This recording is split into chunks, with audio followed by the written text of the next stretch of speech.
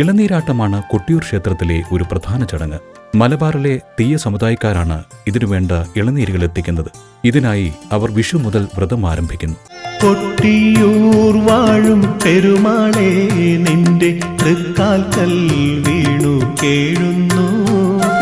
കുറ്റങ്ങൾ തീർത്തു തെറ്റുകൾ മാച്ചു നിത്യവും രക്ഷ നൽകണേ.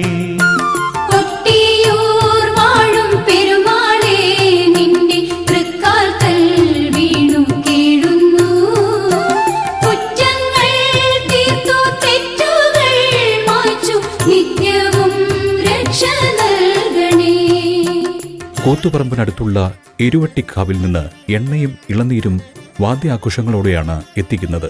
ഇതിന് നേതൃത്വം നൽകുന്നത് എരുവട്ടി തണ്ടയാനായിരിക്കും. ഇവർക്ക് കിരാതമൂർത്തിയുടെ അകമ്പടി ഉണ്ടായിരിക്കും എന്നാണ് വിശ്വാസം. ഇവർ കൊട്ടിയൂരുള്ള മന്ദഞ്ചേരിയിലെത്തി ഇളനീർ വെക്കാനുള്ള രാശി കാത്തിരിക്കുന്നു. നമോ നമോ ശിവശങ്കര ദേവ നീലകളേശ്വര വിശ്വമഹേശ നാദേശ്വര ഓംകാര സ്വരൂപ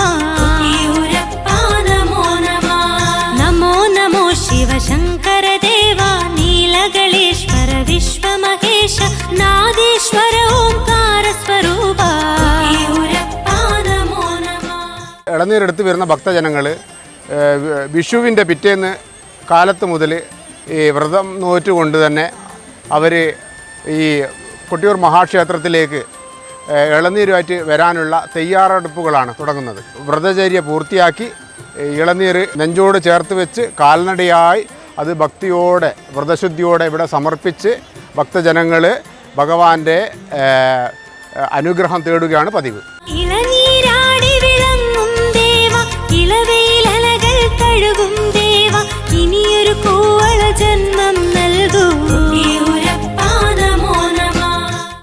ക്ഷേത്രത്തിലെ രാത്രി പൂജാകർമ്മങ്ങൾ കഴിഞ്ഞാൽ ഇളനീർ വെപ്പിനുള്ള രാശി വിളിക്കും.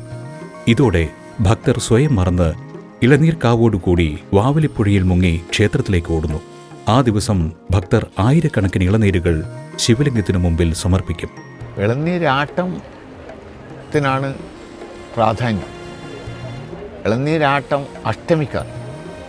അഷ്ടമി എന്ന നക്ഷത്രത്തെ ലാക്കായിക്കൊണ്ട് അന്നത്തെ നക്ഷത്രത്തിനാണ് ഈ ഇളനീരാട്ടം. അതിനെ ലാക്കായാണ് ഇളനീർ വെക്കുന്നത്.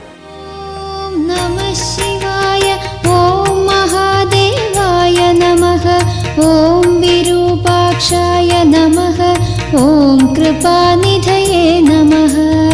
ഓം നമഃ ശിവായ, ഓം മഹാദേവായ നമഃ, ഓം വിരൂപാക്ഷായ നമഃ, ഓം കൃപാനിധയേ നമഃ.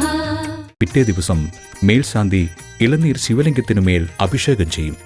ഇതാണ് ഇളനീരാട്ടം എന്നറിയപ്പെടുന്നത്.